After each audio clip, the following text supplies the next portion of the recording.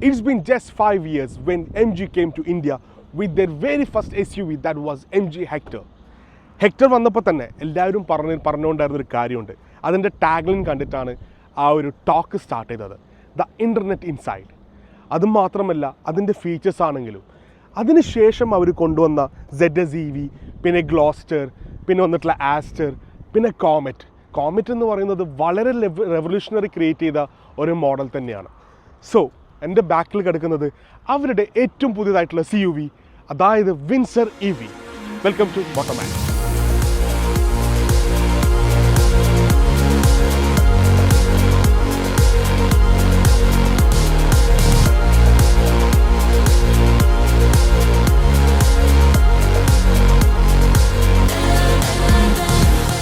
ലോക പ്രശസ്തമായ വിൻസർ കാസ്റ്റലിനെ ഇൻസ്പയർ ചെയ്തിട്ടാണ് MG അവരുടെ ഏറ്റവും പുതിയതായിട്ടുള്ള ഈ CUVക്ക് വിൻസർ എന്നുള്ള പേര് നൽകിയിട്ടുള്ളത്. ആ പേര് അങ്ങനെ ഇൻസ്പയർ നൽകണമെങ്കിൽ ഒരു കാരണമുണ്ടാവും.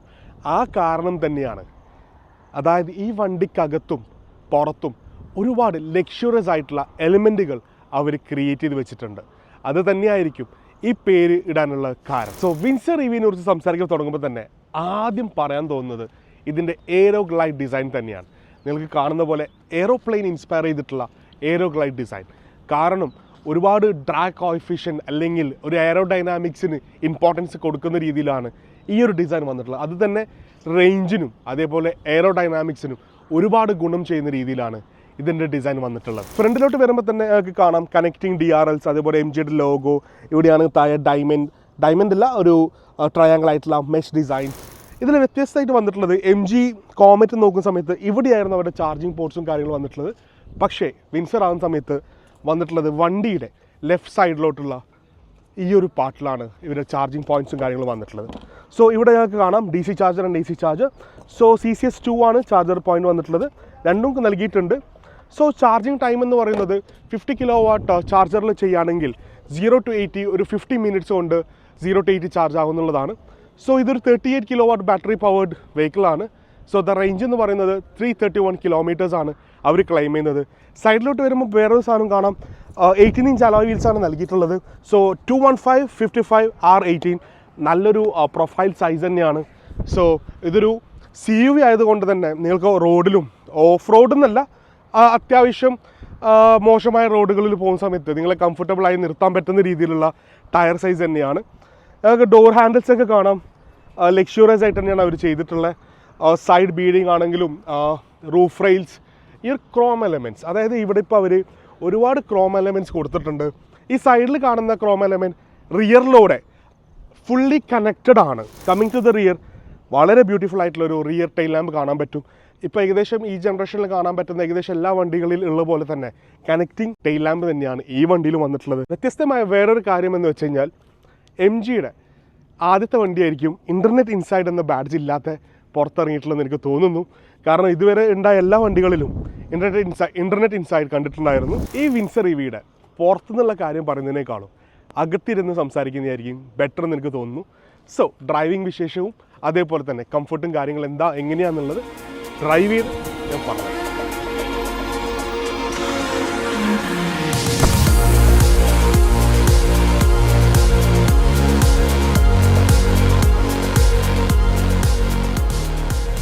വിൻസർ EVൻ്റെ ഡ്രൈവിംഗ് എക്സ്പീരിയൻസ് വെച്ച് പറയുകയാണെങ്കിൽ ആദ്യം തന്നെ പറയേണ്ട ഇതിൻ്റെ ഡീസൻറ്റ് പവറിനെ കുറിച്ചിട്ടാണ്. അതായത് 136 PS പവറാണ് അറ്റ് 200 Nm ഓഫ് ടോക്കിൽ കിട്ടുന്നത്.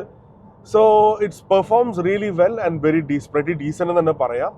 ഇതിൽ എനിക്ക് അട്രാക്ട് ചെയ്തൊരു കാര്യം എന്ന് വെച്ച് കഴിഞ്ഞാൽ 0 to 100 ഞങ്ങൾ ടെസ്റ്റ് ചെയ്തപ്പം we achieved somewhere around 10 to 12 seconds ആയിരുന്നു. പിന്നെ മാക്സിമം സ്പീഡ് ഞങ്ങൾ ഇതിൻ്റെ ലിമിറ്റ് പുഷ് ചെയ്തപ്പോൾ ഞങ്ങൾക്ക് കിട്ടാൻ പറ്റിയത് ഏകദേശം 157 km/h ആണ്.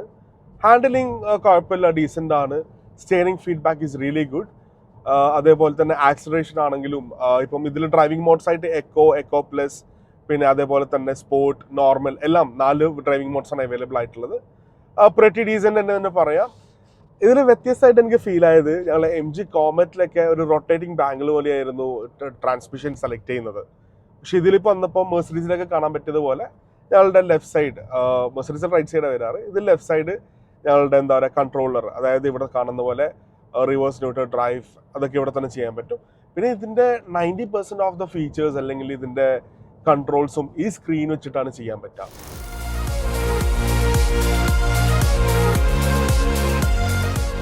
ഇതിൻ്റെ ഇൻറ്റീരിയേഴ്സിനെ കുറിച്ച് പറയുമ്പം വളരെ ഡീസൻ്റ് ആയിട്ടുള്ള ബ്ലാക്ക് ആൻഡ് ഗോൾഡ് ആക്സിന്, അതായത് പ്രീമിയം ലുക്ക് അല്ലെങ്കിൽ പ്രീമിയം ഫിനിഷ് തരാവുന്ന രീതിയിലാണ് ഇവർ ഡിസൈൻ ചെയ്തിട്ടുള്ളത്. എനിക്കിഷ്ടപ്പെട്ട ഈ വിനിയർ ഫിനിഷസ് ആയിരുന്നു. വളരെ ലക്ഷറിയസ് കാറുകളിൽ മാത്രം കണ്ടുവന്നിരുന്നൊരു കൈൻഡ് ഓഫ് ഫിനിഷ് ആയിരുന്നു ഈ ഒരു സാധനം. പിന്നെ അതേപോലെ തന്നെ ഇവിടുത്തെ ഒരു മാറ്റ് ടച്ച് ഫിനിഷ് ആണെങ്കിലും വളരെ നന്നായിട്ട് തന്നെയാണ് MG ചെയ്തിട്ടുള്ളത്. ഈ 15.6 ഇഞ്ചസ് ഡിസ്പ്ലേ, ഇൻഫോർടൈൻമെന്റ് സിസ്റ്റത്തിനെ കുറിച്ച് പറയാതിരിക്കാൻ വയ്യ. ഒരു TV തന്നെ വീട്ടിൽ നിന്ന് കൊണ്ടുവന്ന് ഫിക്സ് ചെയ്ത പോലെയാണ് എനിക്ക് ഫീൽ ആവുന്നത്.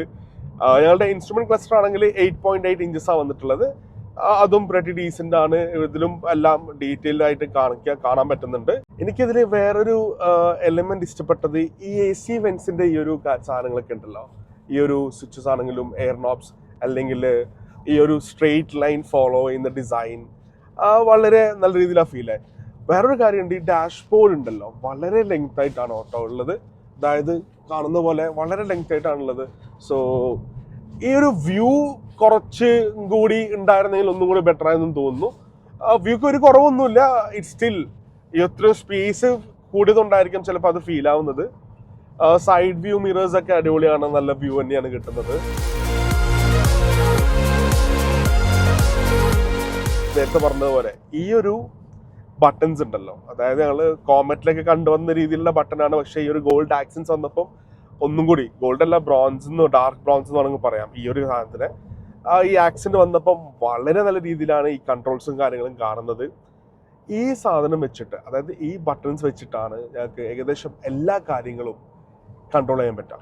അതായത് ഫോർ എക്സാമ്പിൾ ഇപ്പം നോർമലി ഞങ്ങൾ വണ്ടിയിൽ സൈഡ് മിറർ അഡ്ജസ്റ്റ് ചെയ്യുകയാണെങ്കിൽ ഇവിടെ നോർമൽ ജോയ്സ്റ്റിക്സാണ് കൊടുക്കുക, ലെഫ്റ്റ് സൈഡോ അല്ലെങ്കിൽ ആ ഏരിയയിലൊക്കെ ഉണ്ടാവും. പക്ഷെ ഈ വണ്ടിയിൽ ഞങ്ങൾ ഈ ഒരു ലെഫ്റ്റ് കൺട്രോളർ പാനലിലാണ് അഡ്ജസ്റ്റബിൾ ആയിട്ടുള്ള ജോയ്സ്റ്റിക് കാര്യങ്ങളും തന്നിട്ടുള്ളത്. ഫോർ എക്സാമ്പിൾ ഞാൻ കാണിച്ചു തരാം. ഞങ്ങൾക്കിപ്പോൾ ലെഫ്റ്റ് മിററാണ് അഡ്ജസ്റ്റ് ചെയ്യേണ്ടതെങ്കിൽ ഞങ്ങളിപ്പം ലെഫ്റ്റിലോട്ട് നോക്കിയപ്പം ഇവിടെ വന്നു the current steering wheel in left rear view mirror control mode. So ഞങ്ങൾക്ക് ഇങ്ങനെ അഡ്ജസ്റ്റ് ചെയ്യാൻ പറ്റും. നിങ്ങൾ കാണുന്നുണ്ടോയെന്ന് അറിയില്ല. So it's getting adjusted. പിന്നെ അതേപോലെ ക്രൂസ് കൺട്രോൾ ചെയ്യാനുള്ള ബട്ടനാണ് ഈ മേലെ കാണുന്നത്. അതും വളരെ, അതായത് എല്ലാം ഈ ഒരു കൺട്രോളറിലാണ് കൊടുത്തിട്ടുള്ളത്. അതേപോലെ റൈറ്റ് സൈഡിലെ കൺട്രോൾസ് ആണെങ്കിലും വോളിയം അപ്പ് ഡൗൺ, പിന്നെ അതേപോലെ തന്നെ ഇൻസ്ട്രുമെന്റ് ക്ലസ്റ്റർ കൺട്രോൾ ചെയ്യാനായിട്ടുള്ള ബട്ടണും കൂടിയാണ്. മൊത്തത്തിൽ പറയുകയാണെങ്കിൽ വിൻസർ EV ശരിക്കും സർപ്രൈസിങ് ആയിട്ടുള്ള വണ്ടി തന്നെയാണ്. കാരണം വെരി മച്ച് ഫ്യൂച്ചറിസ്റ്റിക് ആയിട്ടുള്ള ഫീച്ചേഴ്സ് ലോഡ് ചെയ്തിട്ടുള്ള ഒരു വണ്ടിയാണ്. എനിക്ക് ആകെപ്പാട് മിസ്സായിട്ട് തോന്നിയത് അഡാസ് മാത്രമാണ്. കാരണം MG അറിയാലോ, MG ഓരോ പ്രാവശ്യം ഒരു വണ്ടി കൊണ്ടുവരുമ്പം എന്തെങ്കിലും പുതുമകളായിട്ടാണ് വരിക. സോ ഇപ്രാവശ്യം MG വന്നിട്ടുള്ളത് വളരെ വ്യത്യസ്തമായിട്ടുള്ള ഒരു വണ്ടിയായിട്ട് തന്നെയാണ്. ഇപ്പം കഴിഞ്ഞ പ്രാവശ്യം ഞങ്ങൾ കോമറ്റ് ഒക്കെ ഡ്രൈവ് ചെയ്ത് പറഞ്ഞിട്ടുണ്ടായിരുന്നു. MG ഒരു സ്റ്റെപ്പ് അഹെഡ് ആയിട്ടാണ് കാര്യങ്ങൾ കാണുന്നത്. അത് വളരെ ട്രൂ ആണ്. 5 വർഷം മുമ്പ് അവർ MG ഹെക്ടർ ഇന്ത്യൻ മാർക്കറ്റിൽ അവർ കൊണ്ടുവന്നപ്പം ഒരുപാട് ആൾക്കാർ ചോദിച്ചായിരുന്നു ഇത്രയ്ക്ക് ഇങ്ങനത്തെ ഫീച്ചേഴ്സ് ഒക്കെ ആവശ്യമുണ്ടോ. അവരുടെ tagline, the badge, the internet inside എന്നുള്ള സാധനം കാണുമ്പോൾ തന്നെ ആൾക്കാർ ചോദിച്ചുകൊണ്ടായിരുന്നു ഇതൊക്കെ ആവശ്യമുണ്ടോ. പക്ഷെ ഇന്നിപ്പം ഞങ്ങൾക്ക് എല്ലാവർക്കും കാണാം പല മാനുഫാക്ചേഴ്സും അവർ ചെയ്തിട്ടുള്ള ഒരുപാട് കാര്യങ്ങളാണ് ഫോളോ ചെയ്യുന്നതും ചെയ്യുന്നതുള്ളത്.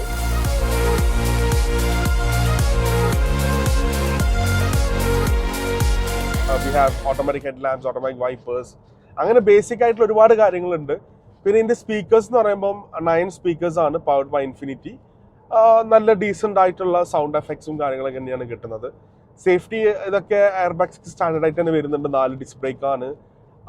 വണ്ടിയുടെ സേഫ്റ്റി ഫീച്ചേഴ്സ് ഒക്കെ one of the top notch എന്ന് പറയാൻ പറ്റും.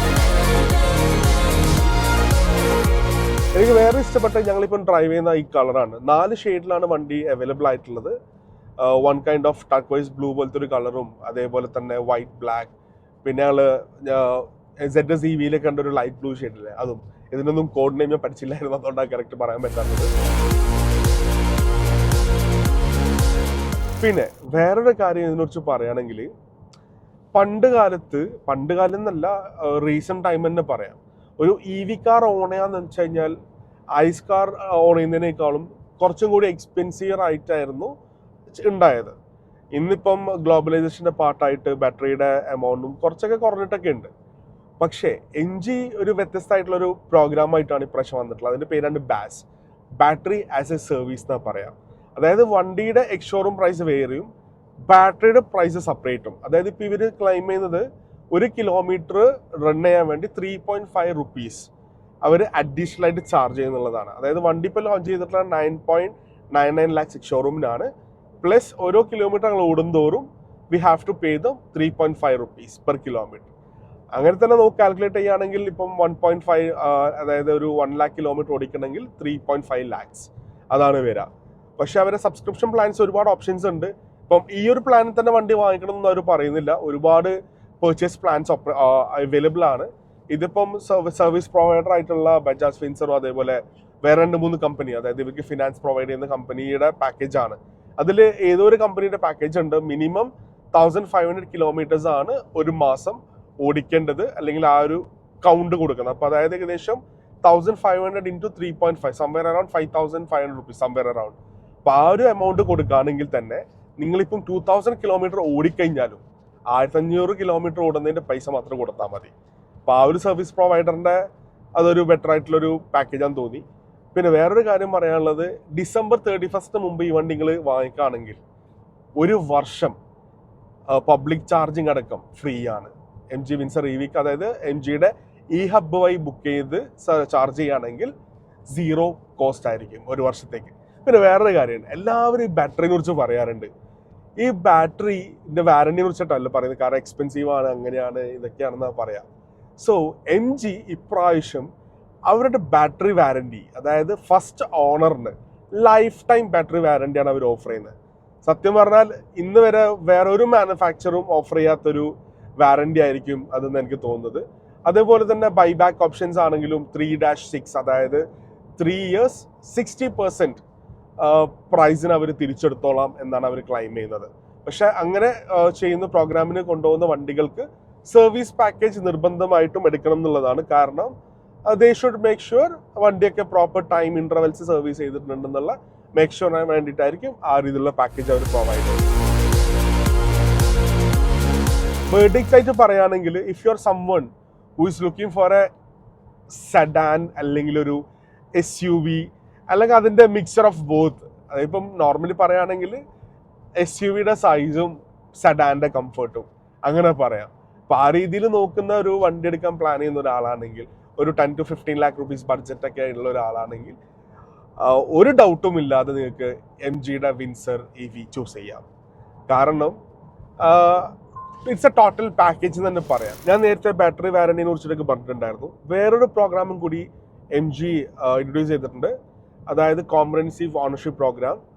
അതിൽ വരുന്നത് 3 years of warranty for the car, unlimited kilometres, അതേപോലെ തന്നെ 3 years off road side assistance, അതേപോലെ തന്നെ 3 years of labour free service.